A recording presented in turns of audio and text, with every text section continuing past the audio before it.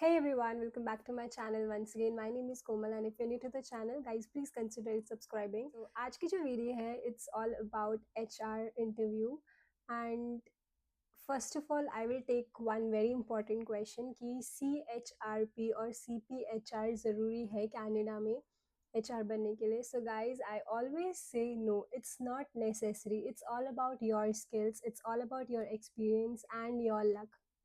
अगर आपका लक अच्छा है, अगर आपके पास अच्छा एक्सपीरियंस है, if you are really confident about your self, your experience, your skills, your abilities, तो आप किसी भी कंट्री में जाके एचआर बन सकते हैं. एचआर एक बहुत ही प्यारा प्रोफेशन है and it doesn't need any specific licence, any specific certification, any specific degree.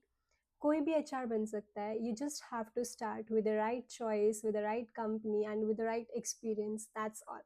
So guys let's start the video. So first part में हम लेंगे क्वेश्चन कि जब हम इंटरव्यू के लिए जाते हैं एचआर के लिए, no matter it's in India, it's in Canada, तो फर्स्ट चीज़ क्या हमारे दिमाग में आनी चाहिए इफ़ इट्स क्वेश्चन कि क्या क्या वो क्वेश्चन पूछेंगे. Tell me about your self, ये मुझे आता है कि नहीं आता, या फिर your strength and weakness, star method से कैसे आंसर करेंगे, या फिर क्या वो क्वेश्चन पूछेंगे. बहुत सारी चीज़ें दिमाग में आती है राइट कि इंटरव्यू क्लियर होगा कि नहीं होगा, क्या जल्दी से ऐसा पढ़ लूँ मैंने तैयारी भी नहीं करी है कि जिससे मेरा इंटरव्यू क्लियर हो जाए. So guys you know what, हमेशा मैं जब भी इंटरव्यू देने जाती हूँ तो मैं पहले तो जब भी आप अप्लाई कर रहे हैं तो रैंडमली अप्लाई मत करो, क्योंकि रैंडमली एप्लीकेशन से, जो रैंडम एप्लीकेशन होती है जब आप रैंडमली अप्लाई करते हो, उससे दो लोगों का टाइम वेस्ट हो रहा है. फर्स्ट आपका खुद का, सेकंड आप एम्प्लॉयर का भी टाइम वेस्ट कर रहे हो, because they have to go through your application, they have to reject you and that rejection वो आपको डीमोटिवेट कर रही है. एंड जिसके लिए आप सच में एप्लीकेबल थे, आप सच में एक डिज़ायरेबल कैंडिडेट थे फॉर सम स्पेसिफिक प्रोफाइल, आप उसके लिए भी कहीं ना कहीं डीमोटिवेट हो जाते हो, क्योंकि यूनिवर्स वाइब ऐसी है. आपको कोई आपको रिजेक्ट कर रहा है बिकॉज आप वहाँ पे एलिजिबल नहीं हो. फिर आपको ऐसा लग रहा है मैं यहाँ पे भी एलिजिबल नहीं हूँ, तो मे बी जो जिसमें आप परफेक्ट फिट हो, जिस प्रोफाइल के लिए आप परफेक्ट कैंडिडेट हो, आप वहाँ पे भी डीमोटिवेट हो जाते हो. सो मैं हमेशा लोगों को यही बोलती हूँ कि अप्लाई उन्हीं पोजीशन पे करो जो जॉब डिस्क्रिप्शन पढ़ के आपको लगता है कि दिस इज मी, 100% ये सब मेरे को आता है, ये job description exactly is what I am looking for in a job. उन्हीं जॉब्स पे आप अप्लाई करो प्लीज. तो इससे टाइम वेस्ट आपका भी नहीं होगा, एम्प्लॉयर का भी नहीं होगा, and please save the time.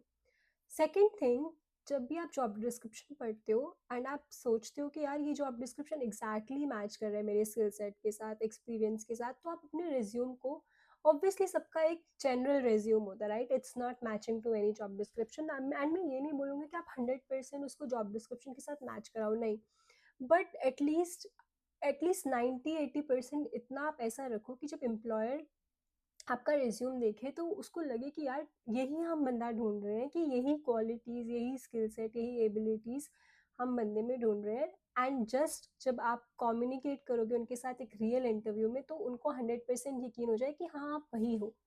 क्योंकि कई बार ऐसा होता है कि इंटरव्यू इंटरव्यू लेते टाइम जब चीज़ें सामने आती है, it's not matching exactly to your resume. वो चीज़ नहीं होनी चाहिए. अगर आपको लगता है आप 100% वही चीज़ें कर सकते हो, बोल सकते हो, दिखा सकते हो अपने ओपिनियन के थ्रू, एग्जाम्पल्स के through, then you are ready to go. So that's how it works. So guys, let's start with the purpose of HR interviews. So what is the purpose of HR interviews? So guys, जब भी आप first round of interview के लिए जाते हैं, तो जो HR है वो आपके अंदर 4-5 चीज़ें नोट करता है. First, your communication skills, your attitude towards job, जो कि बहुत ज़्यादा मैटर करता है. कई बार हम रैंडमली आंसर कर रहे होते हैं and we are not even desirable for that job, हमें वो नहीं भी चाहिए होती है. कई बार it's just like a random call, hello hi, या बट कुछ लोगों के लिए वो जॉब इतनी ज़्यादा इंपॉर्टेंट है एंड वो एटीट्यूड पता चलता है when you are communicating. So just make sure कि you are not wasting anybody time. Again I am emphasizing on this point कि बहुत ज़रूरी है, अगर आपको कोई भी कॉल आ रही है जॉब के लिए, तो आप अपना एटीट्यूड उसी टाइम शो करो. ऐसा ना हो कि बाद में आपको रियलाइज़ हो कि यार कॉल तो आई थी बट मैं उस टाइम सीरियस नहीं था या नहीं थी. सो मेक श्योर कि आप अपना राइट एटीट्यूड उसी टाइम शो करो जब भी आपको अपॉर्चुनिटी आए, because opportunity doesn't come again and again. Once it's knocking your door, have to be positive, you have to show your skill set, your everything on that time. तो जब भी आपके पास opportunity आ रही है, मेक श्योर कि आप gratitude practice करें and make sure you are taking that opportunity in a right वे.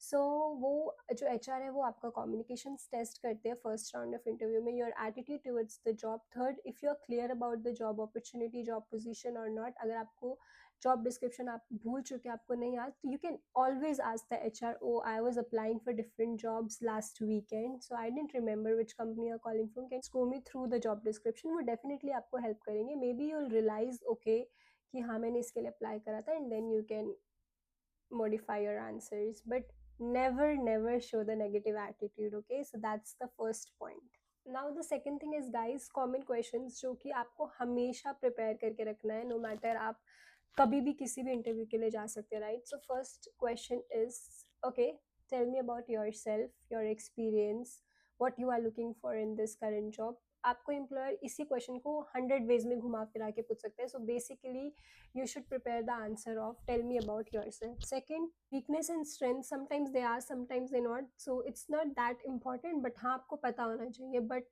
वो ज़्यादातर आपको रेज्यूम में से क्वेश्चन उठाते हैं कि, और जो आप बोल रहे हैं उसी में से वो क्वेश्चन आउट करते हैं, and most of the time वो क्वेश्चन आउट करते हैं जॉब डिस्क्रिप्शन में से, सो मेक श्योर जब भी आप किसी इंटरव्यू के लिए जा रहे हैं तो आप जॉब डिस्क्रिप्शन को चैट जीपीटी पे डाल के क्वेश्चंस निकलवा सकते हैं कि क्या क्या क्वेश्चन इस जॉब डिस्क्रिप्शन में से एम्प्लॉयर मुझसे पूछ सकता है. So that's how you can prepare for the questions. Other important question is what you are looking in this job, why do you think you are perfect for our organization, why do you think you are a why do you think you are a perfect candidate for this job. Most of the time Canada में challenges ज़रूर पूछते हैं कि आपने क्या challenge face करा अपनी last job में, आपने क्या चैलेंज फेस करा किसी भी रिक्रूटमेंट साइकिल में, whether it's taking interviews, whether it's a selection process, और वो ये चीज़ पूछते हैं कि मैनेजर के साथ कैसे कम्युनिकेट करते हो, कभी भी कोई डिस्प्यूट हो जाता है तो कैसे हैंडल करते हो, कस्टमर सर्विस को कैसे हैंडल करते हो. So these are the main questions जो कि वो कई तरीके से घुमा फिरा के पूछ सकते हैं, एंड मेक श्योर कि आपको हमेशा पता हो कि आपने अपनी लास्ट जॉब में क्या चैलेंजेस फेस करा और फिर उसको कैसे आपने सॉल्व करा.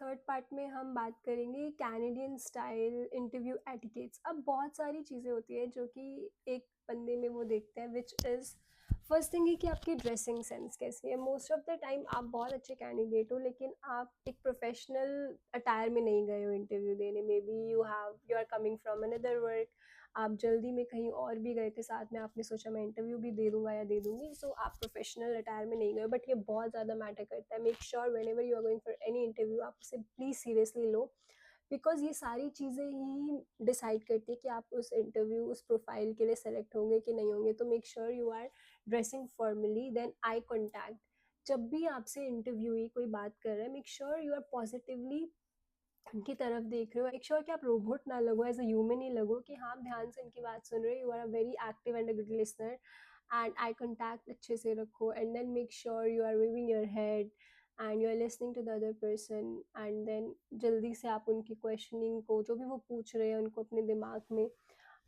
अच्छे से एनालाइज करके आंसर दो. ऐसा ना वो क्वेश्चन कोई और पूछ रहा है, आप नर्वसनेस में आंसर कोई और दे रहे हो. So confidence is a very important role plays here. So आप कॉन्फिडेंट हो, चीज़ों को अच्छे से ध्यान से सुन रहे हो. दैट्स वाई बोलते हैं कि कई बार एक्टिव लिसनिंग बहुत ज़रूरी होती है. कई बार हमारे दिमाग में कुछ और चल रहा होता है, हम पैसिव लिसनिंग कर रहे होते हैं, which is not going to help you in the interviews.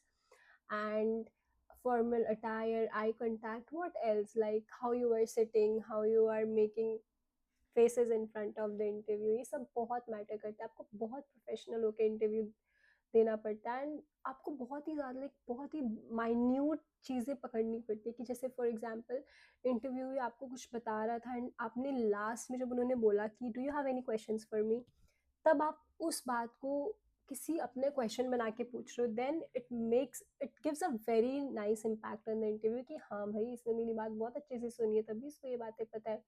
I remember I went for one of the interview जो मैंने क्लियर कर दिया था, but unfortunately I didn't join the organisation. उन्होंने मुझसे लास्ट में पूछा कि do you have any question for us. I started with one question and I ended up with asking 5 questions. मतलब दे वर लाइक उन्होंने उनको ऐसा लगा होगा एक बार के लिए कि इतना क्वेश्चन इन्होंने हमने इनसे नहीं पूछा जितना इसने हमसे पूछ लिया.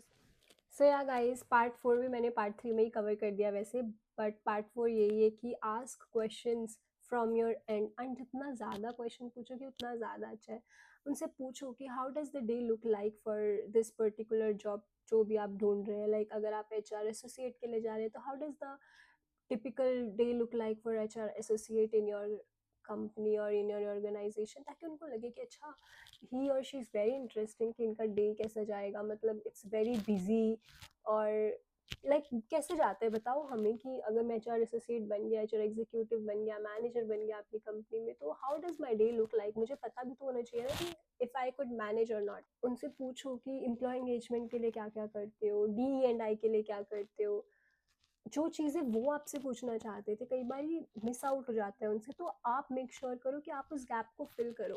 कई बार क्या होता है, आप इंटरव्यू के लिए जाते हो, वो आपसे क्वेश्चन पूछ लेते हैं कि डाइवर्सिटी इक्विटी एंड इंक्लूजन के लिए आपने कभी काम किया है, but most of the time they forget, and वो किसी और चीज़ चैलेंजेस के बारे में पूछने जाते हैं। तो आप उस गैप को कवर करके आप उनसे क्वेश्चन पूछो, जब वो लास्ट में आपसे पूछेंगे कि do you have any question for us, yes I do have, like what you guys do for diversity equity and inclusion, are you really engaged with that.